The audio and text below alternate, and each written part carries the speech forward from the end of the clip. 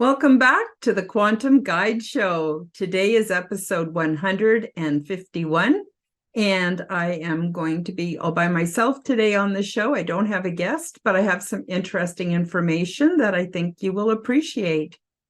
And so we're going to talk a bit today about who decides on the parameters of mainstream reality, how is compliance rewarded, what is cultural capital, how language is symbolic and how it creates, builds, and maintains the construct, and sometimes even acts as spells. We're going to look at academia as a tool of the construct and how academia rewards those who comply, and deviance as a tool for emancipation and ways to exit the matrix and build a whole new world. So I'm really excited to bring you this information today. And I just want to remind you that all the links to my material can be found in the description below. I hope that you leave me a comment, subscribe to my channel if you haven't already done so. And if you feel inclined, like this show, that would really be awesome. And I'm so happy to present this information to you today. So let me just clarify what I mean by the construct and what I mean by reality. So reality is basically the system that we're born into. We are subjected to it from the moment we take our first breath until we take our last breath, unless we learn how to exit the matrix and find alternative realities in which that better suit or resonate with us and better suit our aspirations and our belief systems as we've come to understand reality. And asking people to think about reality, that's not usually something they think about. That would be like asking a fish what it thinks of water, or to do an analysis or deconstruction on water. Well, it lives in that environment all the time. It doesn't really have a chance, or maybe not even the capability, being fish, to analyze its surroundings, but we can. And I believe that the mainstream reality is an artificial construct, and it's been honed and shaped for many, many, many thousands of years. And luckily, in this day and age, we can actually deconstruct aspects of it and take a look at it, decide what parts we want to participate in, and maybe what parts we don't want to participate in. And all of this, of course, is to our highest good. So, yeah, thank you for joining me today, and hang on to your hats. I think it's going to be an interesting discussion. So the first thing I have some, not notes, but I have a little bit of an itinerary here to keep me on track, because I can go down rabbit holes like crazy. So let's start by talking about who decides on the parameters of mainstream reality.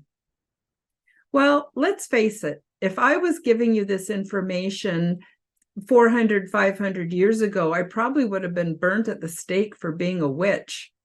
Compliance was absolutely mandatory throughout history.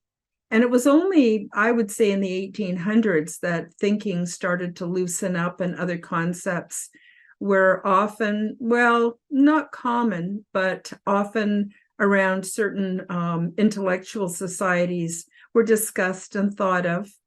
And so who forms this construct? Who decides how it's going to be? Well, there are several factors. First of all, the ruling class. The ruling class has decided how we should be, how we should behave, what manners are, what laws should be followed, what rules should be followed.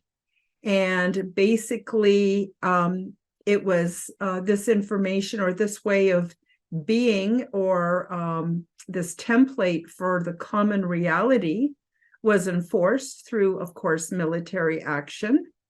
It was also enforced through religious beliefs and religious organizations. And it's also being enforced by the common people, as everybody has sort of been programmed to watch each other and keep each other in line. And that maintains the construct that we call reality. Now, I want to mention that there are other things in our reality that are referred to as a construct. And for example, there is Jason Brashears from Archaics, and his terminology and use for the word construct is very different than this context. So within this context, I'm talking about the social, political, religious, economic system that has absolutely been constructed and maintained by the ruling classes, the so-called elites. However, I don't call them elites. I call them the parasite class because that's more accurate and that fits in with my newly constructed reality. When I say newly, I've been working on it all my life, but certainly sets me apart from the mainstream and the common beliefs of pretty much everybody in my society. And so that's where the decisions come from. So for instance, society looked very different pre-Victorian era. And then Queen Victoria came in and she had some absolute notions and ideas and beliefs about how everyone should act and how we should treat each other, about manners and morality and things like that.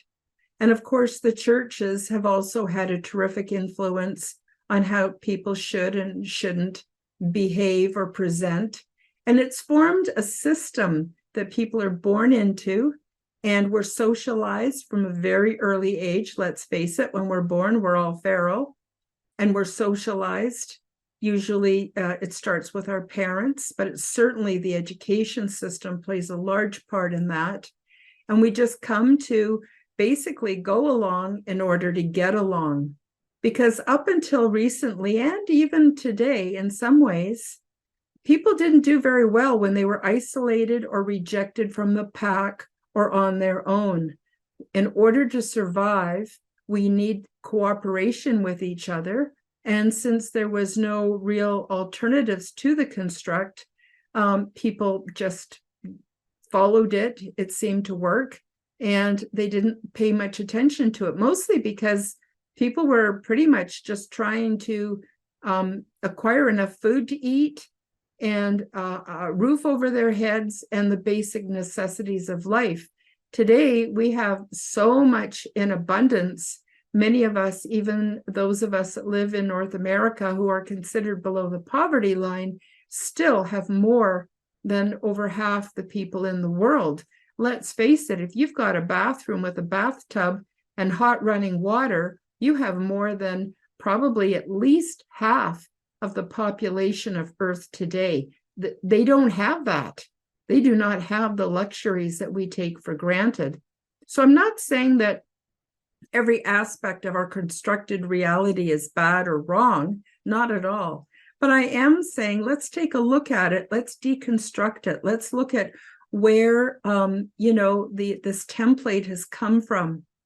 So the other thing you may have noticed is, up until recently, a lot of people believed that anyone who was an American citizen could become president of the United States.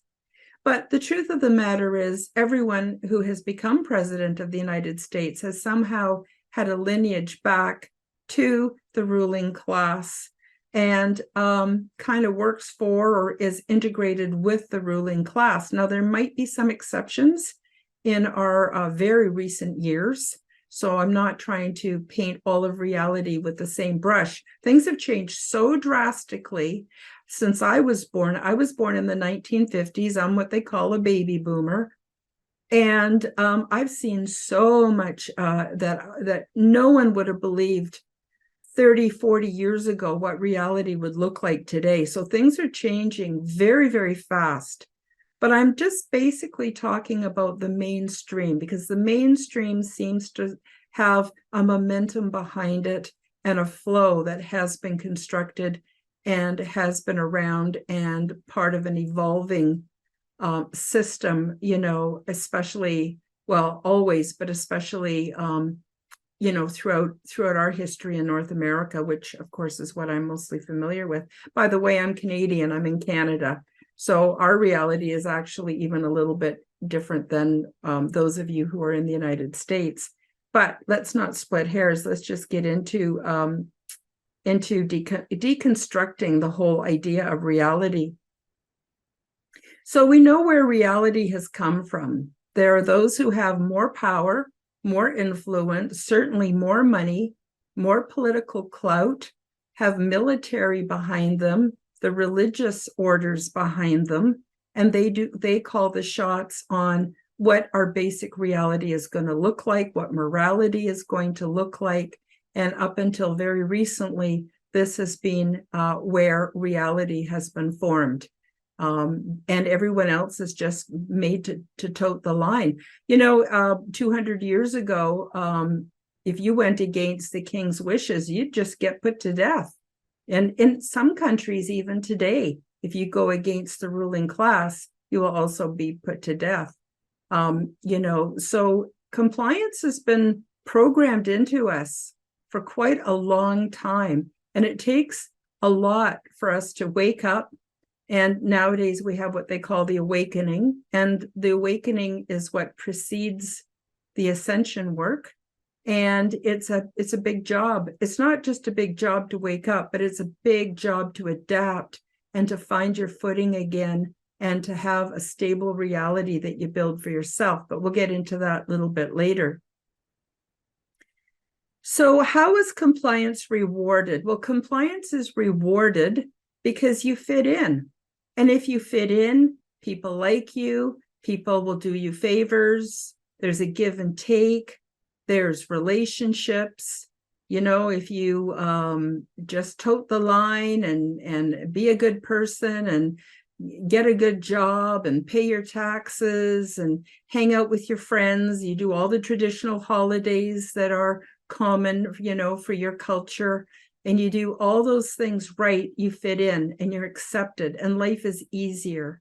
And that also goes for things like secret societies. A lot of people become Masons, or even some religions, people will join and they become part of a congregation or part of an organization that supports each other. They buy each other's products, they help look after each other's kids. You got a problem, they're there for you. You're there for them when they have a problem. And I'm not saying there's anything wrong with that. It's just that what happens is our souls get hungry. And within that environment, it works, but it doesn't work for everybody. For instance, there are a lot of people who have had trauma in their lives. And what trauma does is it throws a monkey wrench into the machine. It shows you that things aren't really the way we're told they are. Things happen that shouldn't happen.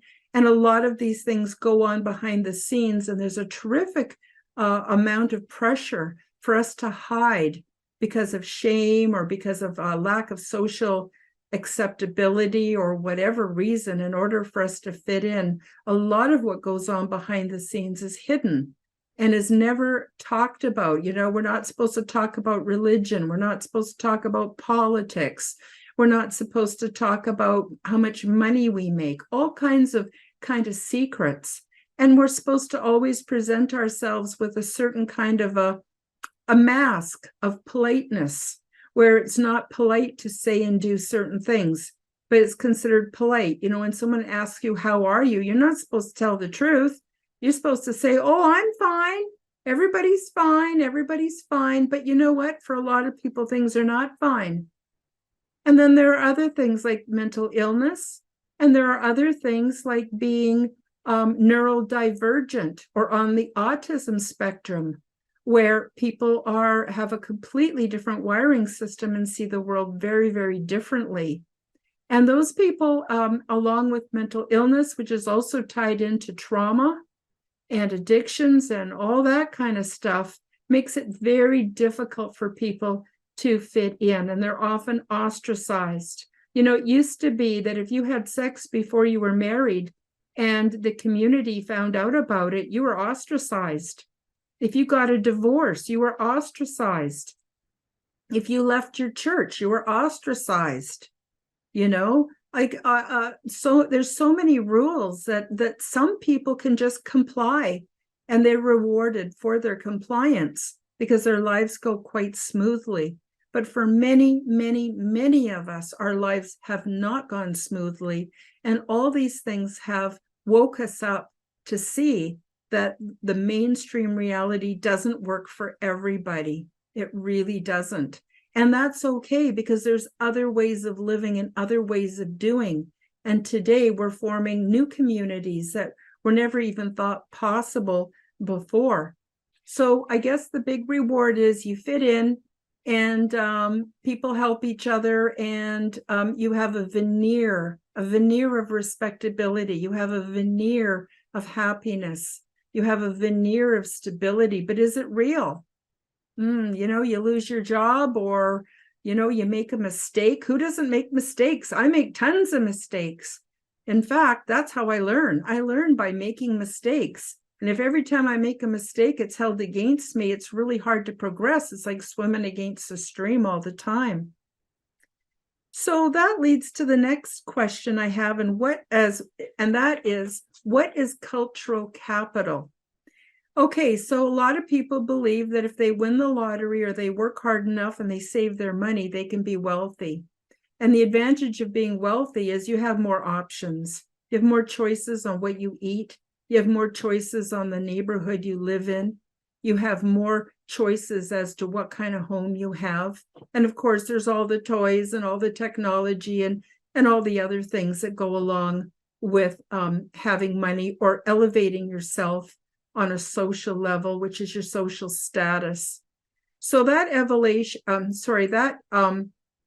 elevation can be considered class, can be considered politic, or it can be considered something else. So for instance, class, what class you're born into. So if you're born with what they call a silver spoon in your mouth, or you're born into what they call higher society or polite society, you may have more options than someone who is born to a single mom who has health issues and works for minimum wage.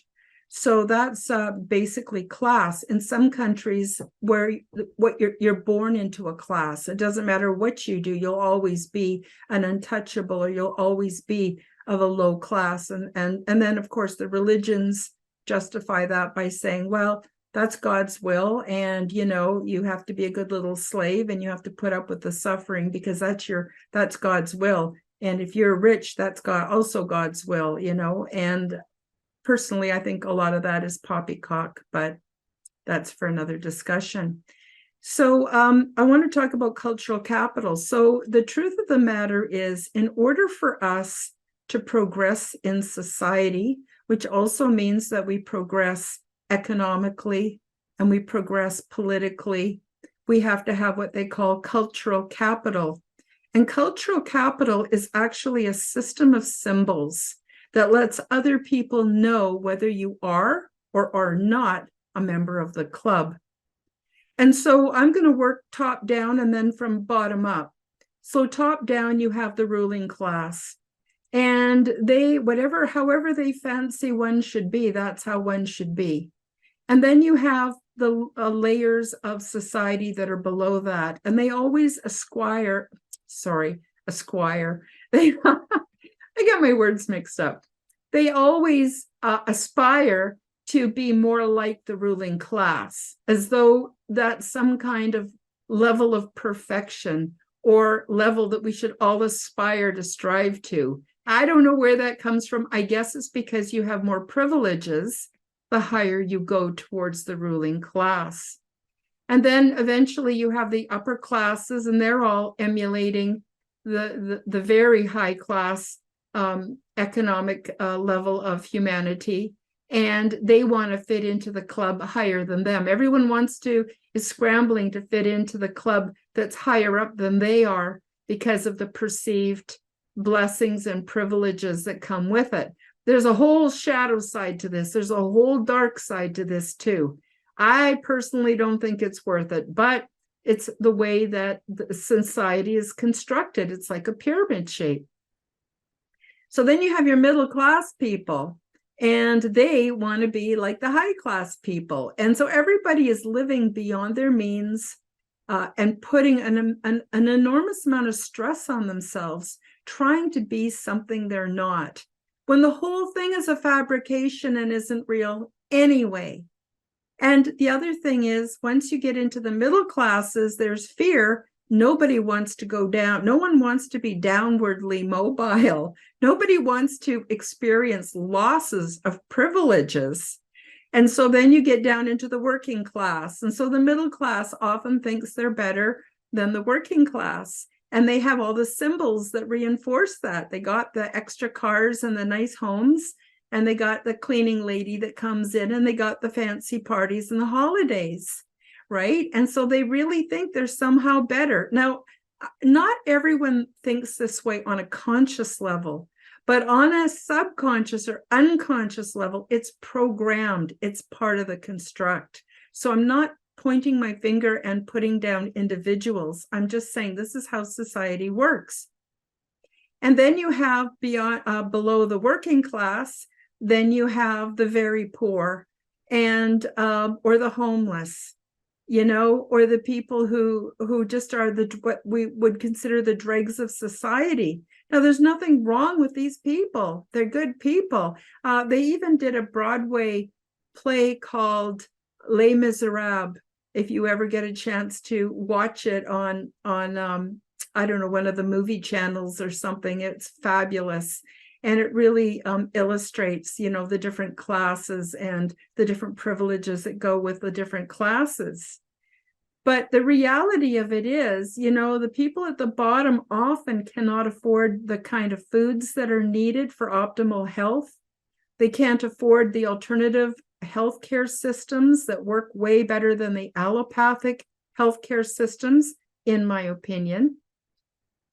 And the pressures of life are so intense that often people resort to addictions. Now, I'm not saying addictions don't occur in any of the higher classes. They absolutely do, but they're hidden. They're hidden under that veneer of respectability. So where am I going with this? We're talking about cultural capital. So as you move up, you have to learn the symbols that go with moving up in society. And so, for instance, you need your prestige items. So you got to have the Rolex watch, and you got to have, you know, the higher end kind of car you drive. And you got to go to the right beauty salons. And then eventually, if you're even higher economically than that, you got to join the country club, and you got to pay for all of that, and private schools for your kids. So it doesn't matter what level you're at, you're struggling all the time, trying to fit in, trying to be accepted. And it's crazy making. And when you see it for what it is, you can just go, oh, thank God, I can just be myself. But then you lose some privileges, and you lose some acceptability, and you lose all kinds of things. So until you found your footing again, and you've sort of synthesized your life and found a way of being that you can find peace and love and joy, companionship, and all the things that make life truly rewarding, you know, everybody's just scrambling and scrambling. So that's called cultural capital, and it's like a currency. So for instance, if you make $1 million, if you go or $5 million and you join the country club, doesn't mean you're going to get accepted, because you don't use language the same way. You don't act a certain way. You don't hide certain truths about yourself. All of that is mandatory for you to be upwardly mobile. So cultural capital it's like a currency. It opens doors. It's like a key. It opens doors. It gives you privileges. It gives you acceptability. Hey, it'll even get you into politics, no matter how slimy you might be on the inside. So I wanted to just expose that. Going a little further, I want to talk about how language is symbolic, how it creates, builds, maintains the construct, and language is actually spells. So that's why they call it spelling. We are constrained by the language we use, the terms we use. And so common everyday speech keeps us within the construct until we learn to use our language differently. And when we do, our reality changes. It quite literally is casting spells by the words that we're using. And there are some wonderful podcasts like What the Flock TV is really good at exposing where words come from, what they actually mean. So the meanings of words forms an energy pattern. And when these words have been used for hundreds of years or thousands of years, the energy builds and builds and builds within those words. And so when we speak them, they come out as a form of energy, and they actually cast reality, maintain reality. And so the reality that we maybe doesn't work so well for us, we need new words. But problem with that is then you use different words and then people don't understand you. And again, you don't fit in, you're not as welcome, you're considered weird, and you can be cast out of your even your church group or your social community, and it's not fun and it's not easy. So I want to give you an example of what happened to me. I spent 17 years of my adult life as a Jehovah's Witness. When I left, they completely shunned me. They considered me dead before God and dead to them. I didn't exist. So even if they saw me out in public, they would pretend they didn't even see me. They wouldn't speak to me, nothing. 17 years of community gone in an instant. It was both incredibly illuminating and also really hard for a number of years. It took me quite a number of years to thaw out from being that indoctrinated and being having my true self, my soul suppressed within a system that was just brutal, absolutely brutal. Now, I'm not speaking against people who are Jehovah's Witnesses. They're lovely. It's the religion itself that I have no use for anymore. And it cured me of religion. So, it served a purpose, right? So the other thing I want to throw in here is telepathy. So in my experience with interdimensional beings, and especially extraterrestrial beings, they don't use words. They use telepathy. And telepathy is a whole system. It's a skill that you learn. And we all have the capability to use it. And it's a combination of symbols, imaginings, body sensations, emotions, feelings, and we learn to read them. And it's a way more honest way to communicate because it's not hidden behind cultural capital and all that other silliness. People want to know why ETs aren't coming down and hanging out with us. Well, it's because on some levels we're a bit of idiot. We're kind of idiots. The divisions we have, they have no concept for race. They have no concept for gender. With them, if you are born with the equipment to reproduce one way or another, that's what you do. So those who have ovaries and uteruses have babies, and those who have penises are the ones who impregnate the ones with the ovaries and the uteruses, and that's how babies are made. I know there's a lot of talk about all this cloning business, but in my experience, no, babies are made the old-fashioned way, but nobody runs around with gender designations. Oh, I'm this, I'm that. They don't do that. Anyway, I'm getting down a rabbit hole, so I'm going to go back to my notes. So words are symbols. They carry energy. And that's why if you go and look at Dr. Emoto, who did all kinds of studies with how words affect the structure of water. If you haven't done so, go and check out Dr. Emoto's website. He's passed away now, but I think his daughter has carried on his work. Also look into cymatics, because vibrations that come from speaking also affect patterns, make patterns within physical matter.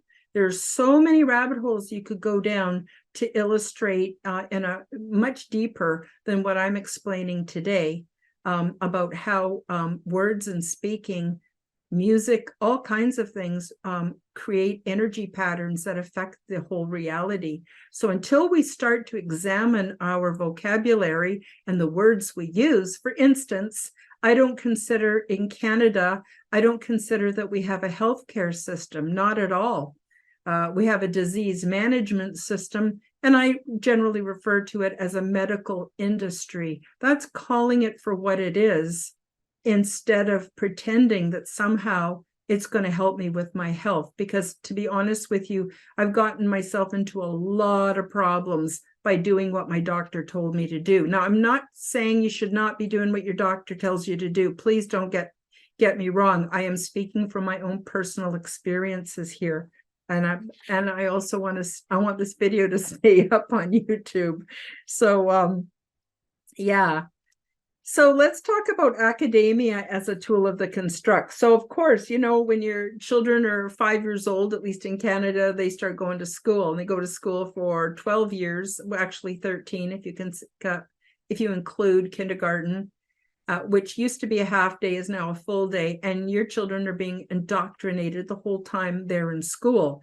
So that's a primary tool of the construct to socialize you, to know your place and to behave yourself, and to learn the elite approved history and sciences and all that other stuff. Now, the woo-woo and everything else you're going to have to learn outside of that, because it's just not taught in school, and it's taught really as being kind of heretical. And then religion also plays a huge part in socializing people.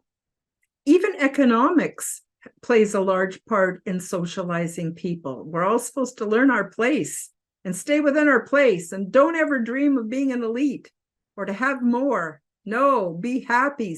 Stand with your hat in hand and your head bowed, and be grateful for the crumbs you're thrown. I just find it quite ridiculous and quite hilarious, because we know there's so many ways to manifest abundance into our life, and it doesn't have to come from selling our soul to a construct that doesn't work for us. Now, if it works for you, go for it, but it just didn't really work for me, which has led me to this place of having my podcast and my show today. So I'm actually really grateful for any time I've been shunned or cast out, because I don't want, I'm like W.C. Fields. Anyone who would want me as a member, I don't want to be a member of their club. And it's amazing how spirit works to help us to find the community and the love and the peace and the abundance and everything that we need when we're brave enough to step outside of the construct. And you can, and I do it all the time. So how does academia reward those who comply? Okay, this is another thing I want to tell you. Okay, I went to university. I got a 2-year diploma going to college, and then I ended up with a bachelor degree going to the University of Victoria. So I have tasted academia, and I want to tell you, it's such, I'm just going to say it, it's kind of a farce, and you really get into debt. And you work so hard and you get so burnt out. But I'll tell you what you get if you're really good. You get indoctrinated. You get indoctrinated. It doesn't matter what you're taking, you get indoctrinated. And if you answer the questions positively and you get good grades and you study really hard, you get a degree. And when you get a degree, it's actually an elevation in your status. Although at a bachelor level, it's not much of an elevation, but it's a slight of elevation in status. It does open some doors. But what happens is you're indoctrinated to believe that you kind of are a little bit of an expert. So there's in Canada, there's your bachelor degree, then there's your master's degree, and then there's your PhD, which is Doctor of Philosophy, which is the highest level of education. So when you get into your master's program, you start to create reality. So the bachelor level, you learn about all these other scholars and everything they say. And once you're indoctrinated to that point, then in the master's degree, you start to create reality. You start to do your own research, primary research. At the bachelor level, it's primarily you're researching what other people have researched. I did some primary research. It wasn't required, but it got me good grades and got me scholarship money, so I did it. But the master's degree, you start to teach and you start to form reality. At the PhD level, you form reality. And so a lot of people are going, well, where the hell did all this 250 different genders idea come from? And where the heck did all these weird minor attracted adult concepts come from, and all the other weird shit that's going on? And I'm just being honest, weird shit that's going on in society today. Where did all this come from? This is where it comes from. So people went to school and they studied what everybody else said, and then they started come up with their own unique ideas. And people generally are not that competent. They're not that really well adjusted, and they got their own shadow work that nobody hardly ever wants to do. And so they start to create a distorted form of reality and then push it out. And because then they become experts. Okay, so now when at a master's level and a PhD level, you're an expert. So politicians and different groups that need to form policies, they turn to those people for guidance, and they're getting a crooked or distorted form of guidance, and that eventually becomes policy that is then perpetrated into the social reality. And that's where it comes from. And why people do it is because when you get your degree, you get bonked on the head by this guy with a gnarly old hat, and suddenly, poof, magically, you become an expert in your field, and you start to buy into your own bullshit because you get more privileges and you hang out with other people who buy into their own bullshit. Hi guys, break time for a short message. YouTube will not monetize me, so if you enjoy my content and want to support my efforts, help me to cover my expenses by visiting my shop to buy yourself a beautiful orgone generator. Zendome's Orgonite are my unique brand, and they are ethically sourced, handmade, and double charged for maximum effect. They are only available through my website, www.KarenHoltonHealthCoach.com. Many people are finding comfort with Zendome's orgone generators, commonly called Orgonite. They are a simple compound which balance ambient energy by converting negative energy and EMF into positive healing energy with many easily confirmed health benefits. They are a simple compound with alchemic and energetic properties. These devices function as self-driven, continuously operating, highly efficient, negative to positive energy transmutation factories. They help diminish the harmful effects of electromagnetic frequency radiation by attracting and converting negative energies, retuning them into new and more healthful sound and light wave patterns. And they help to purify the atmosphere and accelerate plant growth. They also help stimulate positive mood and are a natural remedy for poor sleep patterns.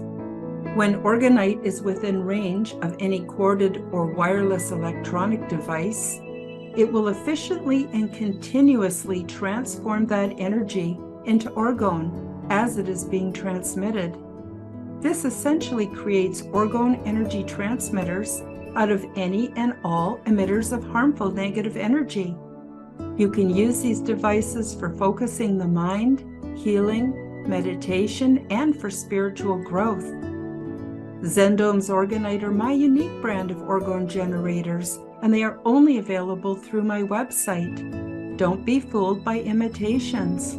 Check out my website to see my latest selection at www.KarenHoltonHealthCoach.com. That's KarenHolton healthcoach.com. Check them out today. Now, let's get back to the show. So I didn't get a good job after I got my degree because, number one, I refused to use the language that I had to use in university that I learned. That circles back to the whole idea of cultural capital. So I refused to talk in the language of my profession. That's another thing, guys. Every single different discipline has a different language. They may use some of the same words, but the words have very different meanings. And each discipline believes that theirs is right. It's just like religion. You know how everybody's religion thinks theirs is the only one, and they're worshiping God the only true acceptable way, and they know the only true God, and you know how that whole can of worms works. Well, same thing with academia. And so nobody agrees. And the different, I would say, branches and tributaries from the main discipline that you're studying in, they don't agree either. And so it causes much division and much problems and much competition. And that is the whole backbone to the scientific community, which is presenting all these theories as being fact. And it's not fact. And the true scientific method is not being used. And people are plagiarizing, and people are conning, and it's a mess. It's all a mess. You know, that's why I say break and run, because it's a big mess, right?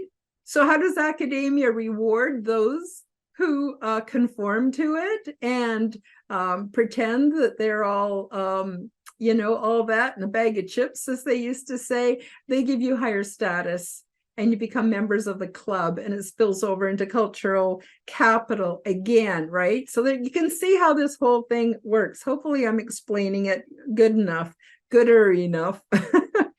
And so that leads me to deviance. Deviance as a tool of emancipation. Yes, because the more people who just, like, I guess what I'm recommending people do is to start putting their belief systems on hold just for a little bit and take on working theories, because working theories can evolve as we learn more information. And that's part of what the awakening process is all about. Excuse me. It's about suspending those rigid beliefs that have no room for other things. And of course, the universe has a way of cracking us open like an egg and making a mess out of us. And that's really, really super helpful also for helping us to identify the construct and to start creating our own belief systems, which are flexible, which I call working theories. And so within the working theories, we experiment. So, I recommend that people experiment with all aspects of life. Unfortunately, some things you experiment with, be careful, because you screw around and whammo, you end up in trouble. And I don't recommend doing anything that's harmful to yourself or anybody else. But there's still a lot of experimenting we can do with how we view ourselves and our world, and how we want to be, and what kind of a society we want to fit into, and what kind of a world we want to see. And it starts very much within. And it's not an easy process. In the coming months, I'm going to continue having my shadow panel. Every month, we'll go into another aspect of integrating the shadow and working with the shadow and our light selves, so that we have sort of a middle of the road, truer existence, and we're able to accomplish so much more. So I recommend that if you haven't subscribed, and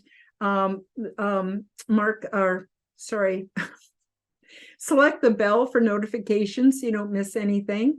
I've got all kinds of interesting content that will help you along the way. But take a look at deviance as a tool for emancipation. Now, in the past, deviance was, if you deviated from the norm, you were either given a harsh mental illness designation and put into an asylum, or you may have been put into one of these religious convents or something, private convents where you were re-socialized, and things were not very good. And listen, even into the 1950s, no, later than that, I think up to 1980, they were still doing lobotomies on people. So if you said, oh, I saw a UFO, or I've been lucid dreaming, or I've been part of the secret space program, or anything like that, man, they get you in to see a doctor right away. And he'd take literally a tool like an ice pick, and he'd put it in the corner of your eye and tap it with a hammer, because the bone between the brain and the back of the eye is very, very thin. Pop that through, whip it around and destroy as much of your frontal cortex as possible. And then you'd be nice and compliant and just kind of, and go along with what everybody said.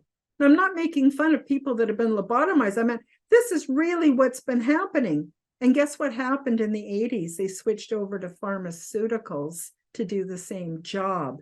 Now, I'm not saying you should or shouldn't be taking your psychiatric meds, but I'm saying think about, how that may be affecting you. And is there fluoride in your water and a whole bunch of things that could be, in effect, lobotomizing you, lowering your IQ, calcifying your pineal, and keeping you from being everything that you could be.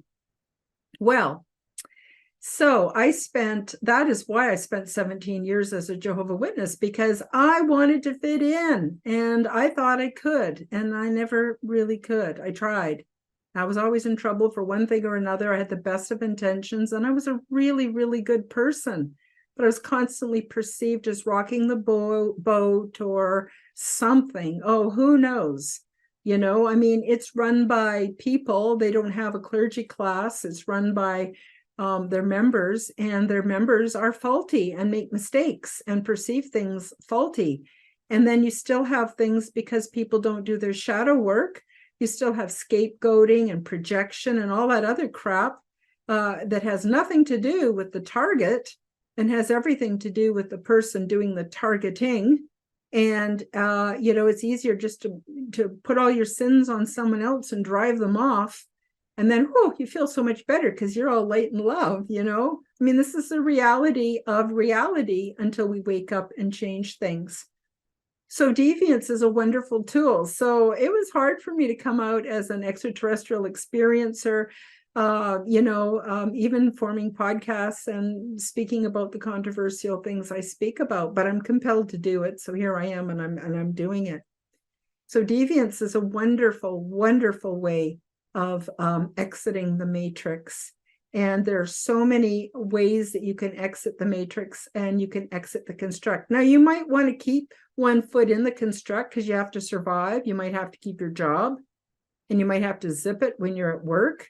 You may need certain aspects of the construct, but your soul is crying out for release for some time every day outside of the construct. And you can find that by spending time in nature, going for walks. You can find that by watching your favorite YouTube or Telegram or Rumble or even X podcasts.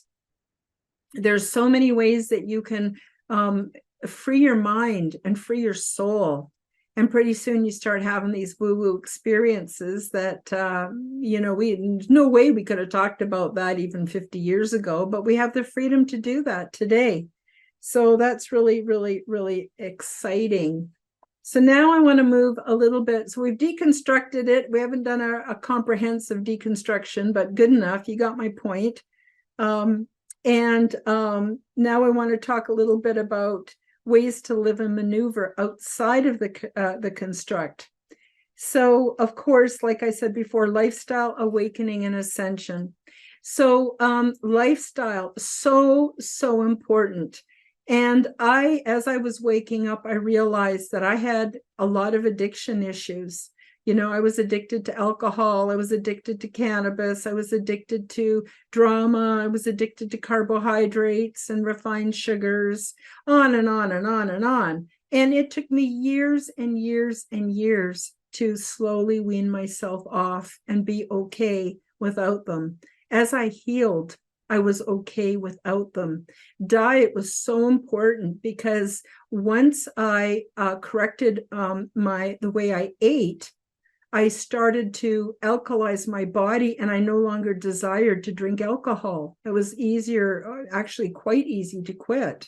So there's all kinds of things. Everything sort of interplays and reinforces everything else. Everything you do that's positive will reinforce everything else you want to do that's positive in your life. So, I stopped hanging out with people that I didn't feel good being around. It doesn't matter if I'm related to them or not. Didn't matter. I had to be okay with not being socially accepted. being an outcast. We all kind of have to go through that in the beginning before we form a new community and a better community, at which case you go, oh my God, thank God I left that community. I can't believe how much better I feel and how much authenticity I have with my new friends and my new community. It's so great. It's just so great. And my mental health is better. My physical health is better. Everything is better. So I just say, keep chipping away at it. Keep chipping away at it. You don't have to be perfect, and you don't have to accomplish stuff overnight. In fact, things will come to fruition when the time is right. You just, basically, I think the most important thing to do is to be the conscious observer. Be aware of what's going on around you and be aware of what's going on within yourself. And don't be afraid to take chances and to become your own expert, your own inner guru. In the counseling work that I do, I have some services on my website under my shop tab. I also have a tremendous amount of free services under the free resources tab of my website. I recommend checking it out, including a full program online course. It's called the 9 Steps to Quantum Health Transformation, and it'll help you with every aspect of improving your life. But there are other ways of doing it too. So basically becoming that conscious observer and, going within and finding your inner guru. So one of the things, that's what I teach, is how to find your inner guru, how to trust your inner guru. But you don't need me, to be honest with you, you don't need me to help you find that. You can find that on your own. And it just means getting in touch with body sensations and feelings and thoughts, including the ones that may be nasty or that are, we tend to repel from, and being really honest within. And then what happens is it just naturally changes. It just naturally changes. You don't have to do anything. You just need to be aware. That being a conscious observer, I think, is the most important part and sort of the key element. And and so anyway, what happens is you go through an awakening process where you start to find out the world is not what you thought. You can't trust certain institutions that you used to rely on. That a lot of the system is there to make money off of you, and it's not your best interest to follow that advice. What you perceive as what everybody else wants, you think you want to. Maybe you don't want that. Maybe it just comes with strings that are just, whoa, too high a price to pay. And, you're content with less. If you've got, like I said, a bathtub and hot running water, oh my God, you're doing better than the majority of people on this planet. Be grateful for what you have. And we have so much. So there's that. And then there's the ascension work. And I would say first you awaken, and then you can work on ascension. And you need to sort of become conscious of what's going on within and without. And you need to get to a point of stability. So, you got to work on what you eat, how much sleep you get. You don't have to meditate, but it is important to get into a nice, deep sense of relaxation every day. Your body needs that to heal and to rejuvenate. Those things have to happen. So another thing that happened for me is when I changed how I ate, that was really difficult because I raised my kids as a single mom. I had really not much money. I mean, I had luxury compared to other people in other parts of the world, but I really, was eating crappy food, really crappy food, and food from the food bank. And, bless their heart for trying to help, but it's definitely doesn't promote health. And it was really hard for me to spend the money to eat better. And so I sort of played a game with myself where I went, if I was a princess, what would I eat for breakfast? If I was a rich person, what would I have for supper? And then I would do what I needed to do to be able to eat better. Not necessarily more expensive, but better quality food. I even collected pop bottles and beer cans and did all kinds of work that I didn't want to do because I needed the money to buy better food. And it paid off incredibly well in the long run. So along with that is awakening. I can remember one time I was collecting beer cans and pop bottles and stuff at one of the recycle centers, and I was sitting on an old tub that someone had thrown out, and I was bawling my eyes out, feeling so sorry for myself. Oh, why am I here? I have a university degree. I should be working at a good job. But no, I wasn't going to get hired because I wasn't able to play the game. It wasn't even that I wasn't willing to play the game. I really cared about people, and I didn't want to do the bullshit that was required of me in order to make the paycheck. And so here I was sitting there crying my eyes out and totally humiliated, right? And, I mean, it didn't last long. And then I ended up moving into more and more abundance, and my life just got better and better and better as I woke up. But I got a chance also to watch people that would come to the recycling station and realize, the difference between those who had and hadn't often was just a state of confidence. And that spelled out in their posture and the way they carried themselves and all kinds of things. So I learned a lot. It was very valuable training for me. So anyway, so then you awaken and you do find your footing again. At first, it's like jumping off a friggin' cliff, like, oh my God, I'm free falling, but you do find your footing. You really do.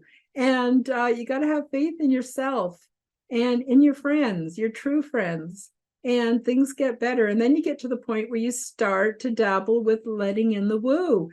So for me, I always ran to religion because I was very woo prone throughout my whole life. And I always ran to religion and went, what's going on? What's going on? And they always said, oh, that's terrible. That's the work of the devil. That's demons. You're opening yourself up to the demons. Don't ever do that, And it was like, oh my God, so I shut it all down. And then I also had some depression, anxiety from shutting my soul down. And then I went for pharmaceutical drugs to try to make me feel better and cope. And that was no good either. And I'm not saying you should or shouldn't. I'm just saying for me, this is what my path was like. But eventually you start dabbling in the woo and you start having some lucid dreaming and you start perceiving things that other people don't perceive, and you just get a kick out of life. Oh my God. You start to notice things. You sit out in your backyard and you watch the birds and you realize they've got a whole culture and society and way of being and doing, and you kind of get to know them. It's really wild. Nature changes, everything changes, and you also start to perceive things that maybe people, places, and things that aren't good for you, and you can give that the swerve and start, exposing yourself to things that do make you feel better. And eventually you start to build your own framework for your spirituality, and it just gets better and better and better. And then you just never want to go back, and you don't regret anything that happened because it all got you to where you are now, which is so fantastic. So there's never been a better time, to come out of the closet and be weird. And I want to tell you a little bit about some of the things that I experienced that also really helped a lot. And one of them is corrupting memories. So I, like a lot of people, had a lot of trauma in my life, had less than ideal parents, and I had, regrets and things that were still holding me back. And I found out through taking psychology classes that all of our memories are corrupted. None of them are factual. They're all subjective. And every time we take a memory out, we look at it, we embellish it, we add detail. I mean, not consciously, but we add detail, we add emotion to it. If it's a really bad experience, it just becomes bigger and bigger energetically. And then we put it away. And the next time we take it out, we build more on it. And it can really hold us back. And a lot of PTSD and CPTSD is from that. And so I went, well, wait a minute. Why don't I try corrupting positively? So I actually invented and created my own memory. So when I was growing up, or when I was a child in elementary school, my dad was at work, and my mom just never had time for me. And she just really wasn't interested in anything I had to say. She didn't give me eye contact. She didn't want to hear anything. She just was busy doing what she did, which was her quest to become upwardly mobile was more important. And it takes a lot to become upwardly mobile. So, the kids just didn't get what they needed. So anyway, I decided I would create a memory that was completely false. And in my memory, it was fully visual to me. I worked at it. I really worked at it over a period of about 3 months. I imagined that when I came home from school, my mom was so happy to see me, and she would make tea and she'd want to hear all about my day. And it just made me feel so good, and it helped me to let go of a lot of resentments and stuff I had towards my mom, and just made me feel good. I never told anybody about this. I mean, who's going to believe it? It's pretty kooky, really. Anyway, I did that, and I even embellished it further, that if I'd had a really bad day and I came home from school, my mom would get out the good tea set and we'd have a few nice cookies, and it was just so delightful. And I just warmed my heart, made me feel so good, and I just kept it. I knew it was bullshit, but I just kept it, and I loved it. I have that false memory to this day, and it always makes me smile. So anyway, then about 6 months after I had created this false memory and was from time to time taking it out and enjoying it, I went to visit my mom. And one day, this is so wild, I swear, I would take a lie detector test on this. I seriously would. My mom just turned to me abruptly and she said, "Karen, do you remember those tea parties that we used to have?" And it blew my mind, because sorry, it makes me emotional because it's so big, it's so huge, and it taught me so much. Somehow my mom could remember my corrupted memory, my false memory. So did I go back and change the past? Did I reach her on an energetic level? What happened? I don't know. I don't know, and I don't care. I'm just happy I found that out. And I never would have found that out if I had adhered to the construct or the mainstream reality. So when we get outside of the box and we start experimenting, we can find some awesome things, awesome ways. That's also helped me a lot to be a better manifester and to create my own life and all kinds of things that I never found a way to get there through the mainstream construct. So I also want to talk a little bit about the now. There's a lot of power in being present in the now. And one of my spirit guides gave me a saying. This is quite a long time ago, but it's helped me a lot. And that is, let all things be for the sake of the now.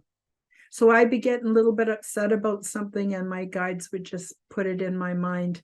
Let all things be for the sake of the now. So what that meant is I had to resist the urge to make up stories about why things were happening. Instead, I just let them be, I didn't have to like any particular circumstance. I didn't have to find a way to fix it.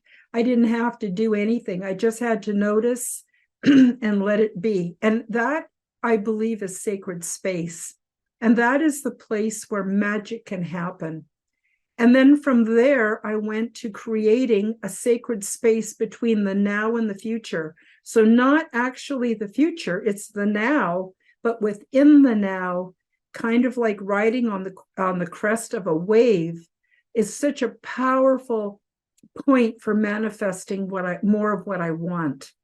So the less story making, and this goes even against a lot of alternative wisdom where they go, visualize and use positive affirmations. Well, yeah, I do that too. But there's a time where we can actually create a space within the now that we're able to exercise a desire, and it seems to come true much faster.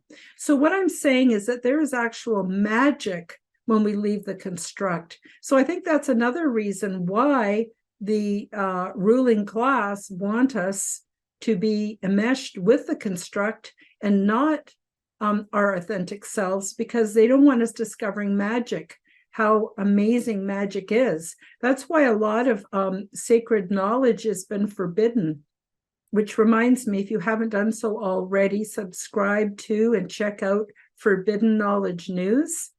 And you can learn so much. Also, Typical Skeptic podcast.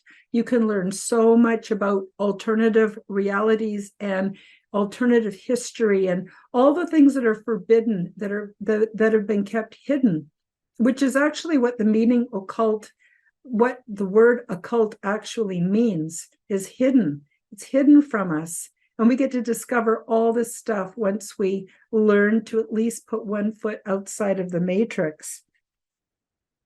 So the now is also a place of maximum return. And you can also follow Jason Brashear's. His podcast is called Archaics. And he talks about how rather than visualize something and build a fantasy of what we want, really, since we're co-creators with Source, all we need to do is move our avatar, which is our body, into the direction of what we want, and the universe helps us create it. So we don't have to do all this energy, expend all this energy trying to make everything happen for ourselves, allowing Source to come in and co-create with us. All we have to do is make the first steps towards, or orient our avatar towards what we want, and then it happens. So I recommend his podcast too. And I also recommend that everybody work on constructing a new reality, and I'm going to call it paradise. Now, paradise may not look exactly the same for me as it might for you, but in paradise, generally, there's no war, and there's no famine, and there's no shortage, and there's no sickness, and there's no disease, and there's no racism and hate and all that other jazz that can really infiltrate our reality if we're not careful. And so I recommend that everybody work on creating reality.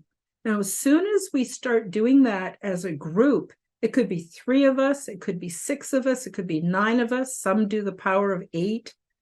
But as soon as we start doing that, we will literally change this holographic universe we live in for the better, and we'll start seeing paradise become manifest. And I don't know whether there will be a splitting between 2 worlds, where the old world will go off one way with all those who want to stick to it, and the new world will come off of that into a new reality. I don't know. I don't really know how a lot of this works. All I know is that my life is better, and I feel good, and I'm no longer depressed or anxious or addicted.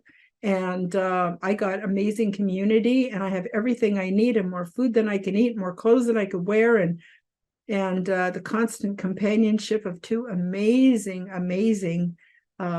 felines, my cats that mean the world to me.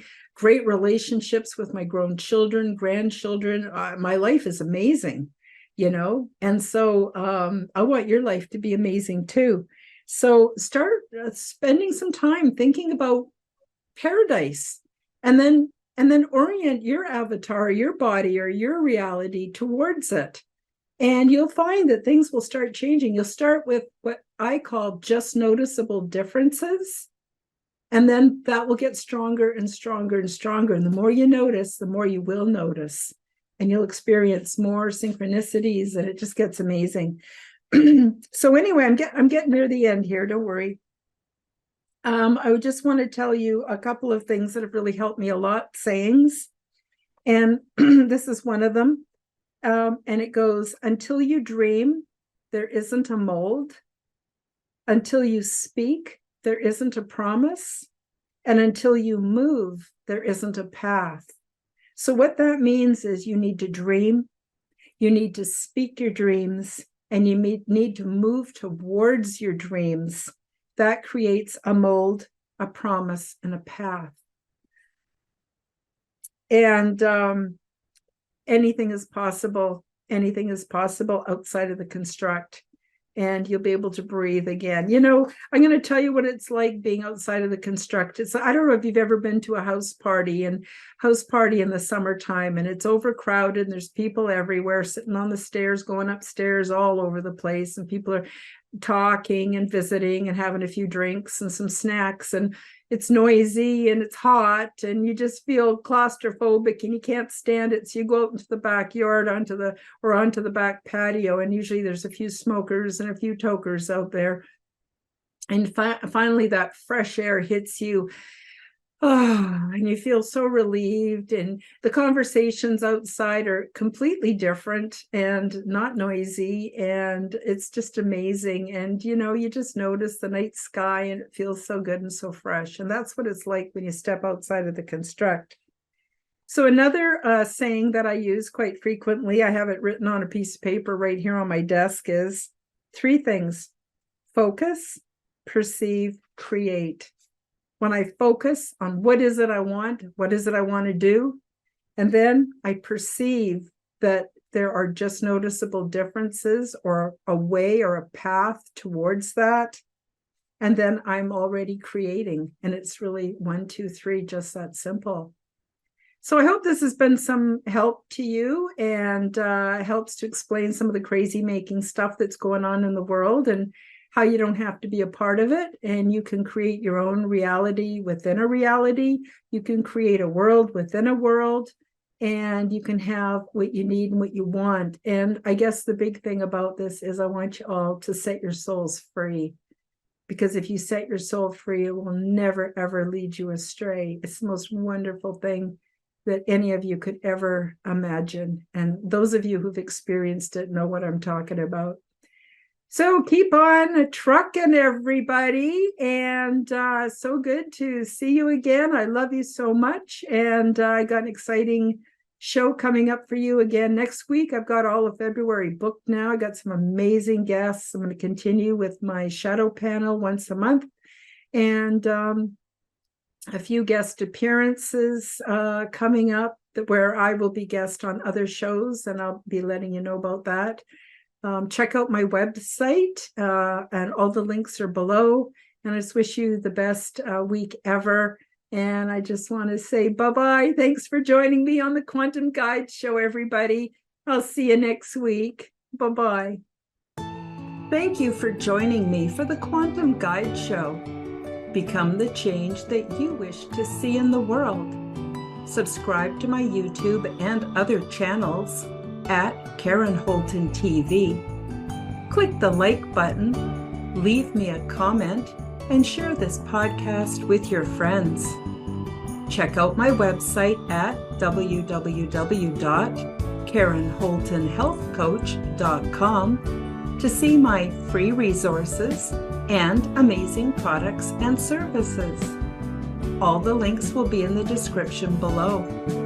As part of the Forbidden Knowledge Network, you will find the Quantum Guide Show with Karen Holton, and also the Aliens and Angels podcast on all audio platforms. Until next time, keep up the good work.